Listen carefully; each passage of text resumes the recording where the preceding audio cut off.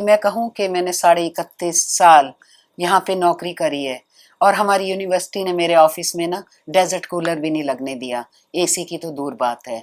तो एसी हमारा चपरासी तो एसी में बैठते हैं।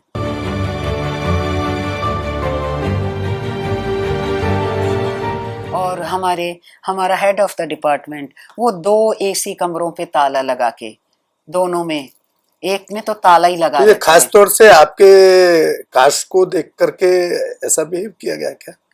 कह सकते हैं, क्योंकि कोई साथ देने नहीं आता। कभी पुराने बचपन के टाइम में कोई जातिवादी शोषण? बचपन के टाइम में तो मेरा क्योंकि बचपन गांव के लेवल पे ज्यादा होता था। कभी क्योंकि छोटे शहर है, गांव से जब निकले मेरी होंगे। गांव की पैदाइश भी नहीं है, शहर की जी है। जी और बड़े शहरों में जिंदगी बीती। जी। तो पहला स्कूल नई दिल्ली में ही था, लाहौर अच्छा मॉन्टेसरी स्कूल। जी। और फिर दिल्ली में ही 1-2 और स्कूल भी थे और फिर चंडीगढ़ में आ गए।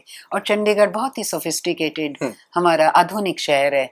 और वो किसी एक जात पात का भी नहीं है, क्योंकि पूरे देश के लोग, जैसे हम कहें पंजाब यूनिवर्सिटी पुरानी यूनिवर्सिटी है और पहले लाहौर में थी, और जैसे पीजीआई चंडीगढ़ है, तो अब उसमें जो भी पोस्ट निकलेगी नेशनल स्तर पे। तो जैसे एम्स में हम देखते हैं साउथ की बहुत ज़्यादा नर्सेज होती हैं, डॉक्टर्स होते हैं, तो उसी तरह पीजीआई में भी साउथ के बहुत लोग होते हैं। तो कोई ये नहीं कह सकता ये मेरा शहर है, क्योंकि शहर को एक आधुनिक तरीके से खोद के बनाया गया है, खेती वाली भूमि पे बनाया गया है। तो ये जैसे पुराने शहरों में गांव बटा होता था कि एक तरफ ये जाति के लोग रहेंगे, एक तरफ इस जाति के रहेंगे, और फिर दक्षिण की तरफ जो है जिनको छोटी जाति कहें तो, लेकिन छोटी जाति तो कुछ है नहीं। अब जैसे हम कहें कि कुत्ते की एक जाति है, घोड़े की एक जाति है, तो आदमी की भी एक जाति है। तो अब इसमें हम जैसे नस्ल के तौर पे इसको देख सकते हैं। तो कभी प्राचीन काल में 7 नस्लें बोली जाती थी, अब उनमें सब में मिक्सिंग हो गई है। तो पहले चीनी छोटे छोटे 5 की हाइट के आसपास के लोग होते थे, जापानी भी छोटे होते थे, अब वो 6 फुट तक जा रहे हैं, क्योंकि वो इंटरमिक्सिंग विद अदर। अच्छा मैडम एक बात और बताइए। मैं अक्सर देखता हूँ लगभग मुझे भी लगभग 45 साल का मेरा संघर्ष है, और जिसमें मैंने बड़े बड़े जातिवाद अत्याचार खुद झेले भी हैं, गांव के लेवल पे झेले हैं, सिटी के लेवल पे झेले हैं, कॉलेज के लेवल में भी झेले हैं। हाँ। और मैं लगातार इस पे काम करता हूँ। जी उनको मोटिवेशन कह लीजिए, एट्रोसिटीज पर जस्टिस दिलाने के लिए कोशिश जी करता हूँ, और अभी तक पॉजिटिव रहता है ज्यादातर।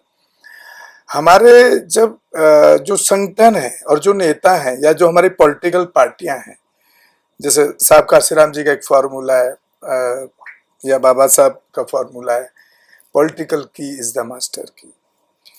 तो और मैं कभी पॉलिटिक्स में नहीं, मेरे को अब ज़्यादा, मैं बीएसपी के लिए काम किया 1984 से लगातार, लेकिन कोई बहुत बड़ा मुझे असर दिखता नहीं है उसका। मायावती आई तो क्या एट्रोसिटीज रुके? मुझे तो नहीं लगता रुके थे। कई उनके सामने के बड़े कांड है जी। अलीगढ़ के अंदर रेप कांड हुआ एक लड़की के साथ, शेड्यूल कास्ट लड़की के साथ। एक पीछे एक और बड़ा हुआ था, जो लड़कियां 2 पेड़ से लटकी मिली थी। है तो कोई बहुत उस, जैसे साहब काशीराम जी हमको समझाते थे कैडर में, मीटिंगों में, कि भाई सत्ता अगर वो आपको चाबी है तो कि जिससे आप हर ताले खोले जा सकते जी हैं। जी जी। तो आज जब हम देखते, चलो खैर बहरहाल काशीराम साहब किसी तरह सत्ता तक पहुंचने में कामयाब हुए, एक स्टेट की में है, एक स्टेट की तो मिल गई थी, लेकिन उसके बाद उस कामयाबी की जो लालच था वो बहुजन समाज के लोगों में इतना बढ़ गया, महिलाओं में, युवाओं में। मैं जब देखता हूं तो हर चौथा व्यक्ति कहता है हमको नेता ही बनना है, विधायक बनना है, और वो उस पार्टी के नाम पे एक बड़ा पैसा भी खर्च करता है, घर तक बेच देता है। मैंने ये भी देखा है, हार जाए चीजें तो बात की बात है, लेकिन उसमें भी अब क्या है कि पहले चलो उन्होंने किसी तरह से जितनी पार्टियां थी सबको एक ला करके किसी तरह कोशिश करके समाज को एकजुट कर दिया था पैसे पाके बैनर तले। अभी जब हम उस पॉलिटिक्स वाले सिस्टम में हम देखते हैं अपने समाज की लड़ाई को, उस पर जब हम एनालिसिस करते हैं, तो महाराष्ट्र में डॉक्टर बाबा साहब अम्बेडकर के जो पोते हैं वो वजूद रखते हैं। 5% उनका वोट लगभग आता है, 4-5 विधायक एमपी नहीं जीत पाता है। मायावती जो 23% तक 24% इतने बड़े वोट पे पहुंची है, इंडिपेंडेंट सरकार बनी, उनका भी जो लेटेस्ट रिजल्ट है वो 9% पर आ गया है। फिर अब एक चंद्रशेखर, एक यंग यूथ लड़का है, और वो एक सीट जीता है, अपनी सीट ही अपनी जीता सीट पाया है। जीता है। बाकी अगर उससे पहले के जो उसने छोटे मोटे जो इलेक्शन लड़े हैं पीछे वाले, उनमें कोई बड़ा वोटिंग परसेंटेज। लेकिन मुझे जो दर्द होता है, मुझे जो मेरा जो आपसे सवाल है, इस पर आपका क्या व्यू होगा कि ये लोग आपस में क्यों नहीं मिलते? सपोज दैट कि अगर वहां डॉक्टर बाबा साहब अम्बेडकर के पोते वहां अपना वजूद रखते हैं, तो मायावती को इलेक्शन में क्यों लड़ना चाहिए? या मायावती जहां मजबूत है वहां फिर चंद्रशेखर के आदमी क्यों लड़ना चाहिए? या जहां चंद्रशेखर है वहां मायावती के आदमी क्यों लड़ने चाहिए? या अखिलेश के आदमी क्यों लड़ना चाहिए? ये कोलैबोरेशन नहीं करते, इसके पीछे कौन सी ताकत आपको लगती है? देखिए क्योंकि इससे नुकसान इनको तो नहीं होता है, क्योंकि इन पे तो फंडिंग आ गई भाई, पार्टी फंड में पैसा आ रहा है ना, समाज दे रहा है, इसी नाम पे दे रहा है कि कल सत्ता की चाबी हमारे हाथ में आएगी और हमारे ऊपर जो शोषण, अत्याचार, आर्थिक कमजोरी, वो सब खत्म होगा। वो तो होता नहीं है। और जो इनके नेता हैं, जिन पार्टियों और संगठनों के अध्यक्ष और सुप्रीमो जो कहते हैं, उनके घर और बंगले में जरूर बनते देखता हूं। इसको किस रूप में देखते हैं? ये कैसे सुधारा जा सकता है? क्योंकि इससे समाज का बहुत बड़ा नुकसान है। अगर हम ग्राउंड पे देखें तो मैं उस ग्राउंड पे काम करता हूं, एक FIR तक पुलिस नहीं करती, क्योंकि आपके पास में आपके संगठन का कोई वजूद ही नहीं बचा है जी। और आपने खुद डिवाइड कर लिया, और आप डेली कोसते हैं भाजपा RSS को, ब्राह्मणों को कोसते हैं, मनुवाद को कोसते हैं। तो इसका क्या, देखिए जब डॉक्टर, इसको किस तरह देखती हैं आप? इसको कि देश में अब कहते हैं 10,000 संस्थाएं बनी हुई हैं बहुजनों की, लाखों में, तो वो बहुत बड़ी बड़ी होंगी, जो जैसे 10,000 की एक फिगर आती है। तो अब वो एक मुहिम वो भी चली हुई है कि सभी एक बैनर के तले आ जाएं। तो ये कुछ आसान काम तो नहीं है। एक बैनर है, मतलब हम भाषा की विविधता भी है, राज्य की भी है, और एक भाषा विविधता से तो आप लड़ लेंगे राज से, अपनी महत्वाकांक्षा जो जिसका पार्टी वो बन चुका है मालिक, हर एक आदमी जो मतलब कि वो एक पार्टी के वर्कर की तरह काम करने की बजाय नेता बनना चाहता है। तो कोई भी जो एक पार्टी शुरू होती है, बाद में जो कोई 2 प्रमुख व्यक्ति होते हैं वो अलग अलग नेता बन जाते हैं। ये भारतीयों में प्रवृत्ति है, सिर्फ बहुजन में नहीं है, ये सब में है कि वो ऐसे बंट जाते हैं। और इसको पता नहीं अंग्रेज ही डाल के गए थे, पर मेरा ये मानना है कि जब से भारत में बुद्धिज्म कम हुआ था, ये तभी से इस तरह का जो है ना चला जा रहा है, बांटने का और लोगों का बंटने का। तो इवन अगर हम कहें कि वेस्ट की साइड से मुस्लिम आए, तो उन्होंने इन्वेजन करा, वो आए, तो कौन मुस्लिम बनेगा? जो उनका दबाव मान लेगा। तो हमारे बहुत सारे बड़े बड़े राजा हैं, तो उन्होंने अपनी बेटियां दी और मुसलमानों के साथ शादी कराई, और तो वो मुसलमान उनके घर नहीं गए थे बेटियां लेने, वो उन्होंने दी कि आप हमारी बेटी से शादी करें। हिंदुओं ने दी। तो इसमें कौन लोग थे? ये अपना वंचित समाज की महिलाएं थी या अपर सेक्शन की थी? अपर सेक्शन। वंचित समाज को कोई किसी गरीब की लड़की को शादी करने जाता नहीं है। कोई बहुत ही सुंदरी निकल आए तो वो तो सब चाहते हैं कि इतनी सुंदर महिला है, ये हमारे घर में आ जाए। तो वैसे तो वो तो राजाओं की, मंत्रियों की बेटियां होती थी जी। हाँ जी। तो वो तो केवल मतलब कि जैसे संधि की जाती थी, तो वो राजा राजा के मध्य थी, तो उसमें राजा की बहुत सारी रानियां होती थी, तो उन्हीं में से कोई बेटी हो सकती थी, तो उनकी की जाती थी। तो हम ये नहीं कह सकते कि देश की किसी भी चाहे बंटवारे में कि बहुजन समाज ने गलत रोल अदा करा हो, ये नहीं है। बल्कि वो तो ऐसा है कि बहुजन लोगों ने जो रोल अदा करा पॉजिटिव, उसको नहीं कह के एक जो तगड़े समाज वाला है उसको नाम दिया गया।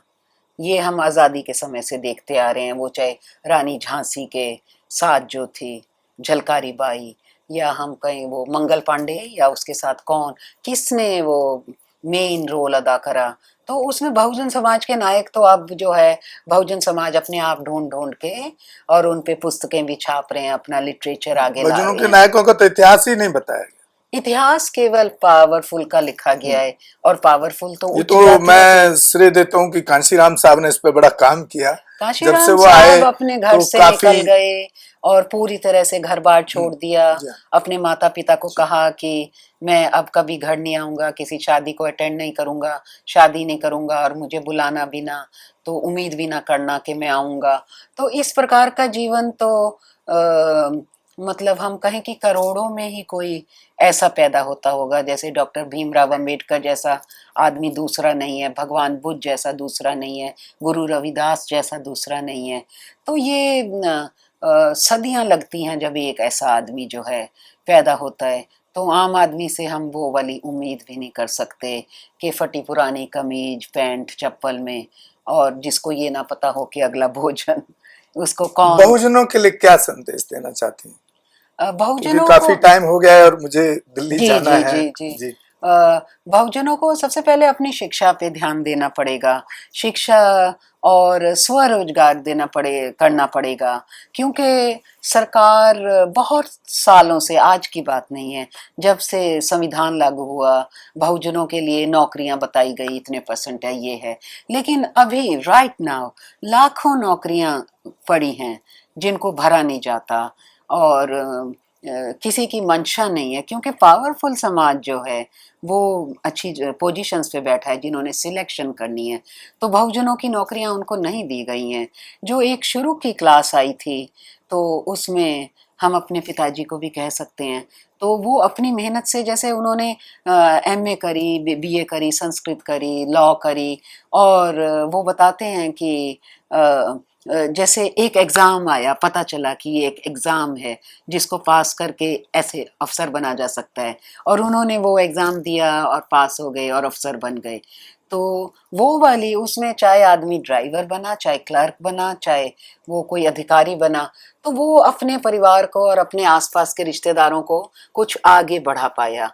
तो वो वाली जनरेशन अब लुप्त प्राय समझिए। जैसे मेरे पिताजी 21 में चले गए और पूरे बूढ़े होकर ही गए हैं, तो अब उनकी जो संतान है, मैं आपके सामने, तो हम सक्सेसफुल हो पाए तो क्योंकि हमने कोई बचपन से ऐसे गंदे समाज का सामना नहीं किया, क्योंकि शहर ही मॉडर्न था, तो जहाँ पे लोगों को शर्म आती है ये बोलते कि उनके विचार इतने लो लेवल के हैं, तो वो सब अपने को हाई बंदा अच्छा बिहेवियर करने की कोशिश करते हैं। लेकिन जब हम, अब गांधी जी कह तो गए थे गांव में भगवान बसता है, तो भगवान फर्स्ट ऑफ ऑल होता नहीं, और वो बसेगा कैसे, और गांव में तो बहुत गंदी मानसिकता के लोग बसते हैं। तो जैसे आपने बहन जी के काल की भी बात करी थी चाहे, तो यूपी में क्राइम बहुत हाई लेवल का होता है। आप ह्यूमन राइट्स वायलेशन के फिगर्स देखिए, यूपी में बहुत हाई होते हैं। तो अब राज्य भी बड़ा है खैर, और मानसिकता आप बिल्कुल स्ट्राइकिंग नोट करेंगे। आप दिल्ली में खड़े हैं या आप बनारस पहुंच जाइए, कि जात पात की बात, वही रामायण की चौपाइयों की बात, तो उसमें तो जात पात भरी पड़ी है। मानस में भी जात पात। जन दस्तक को लाइक, शेयर, सब्सक्राइब देखना मत भूलिएगा। जय भीम, जय भारत, जय संविधान, नमो बुद्धाय। धन्यवाद। चैनल आर्थिक समस्या से गुजर रहा है। अगर आप बहुजन समाज में बाबा साहेब अम्बेडकर और तथागत बुद्ध की विचारधारा को अधिक से अधिक लोगों तक पहुंचाना चाहते हैं तो हमें आर्थिक सहयोग प्रदान करें, ताकि हम अपने चैनल के माध्यम से देश विदेश में समता, बंधुता, एकता और संवैधानिक अधिकारों को ज्यादा से ज्यादा लोगों तक पहुंचा सकें। आप अपनी सहायता राशि नीचे लिखे खाते में जमा करा सकते हैं। खाता धारक गौतम रत्न, खाता संख्या 3169576865 IFSC कोड SBIN 0060336, बैंक भारतीय स्टेट बैंक। आप हमारे बैंक खाते का विवरण स्क्रीन पर भी देख सकते हैं। जय भीम, जय भीम।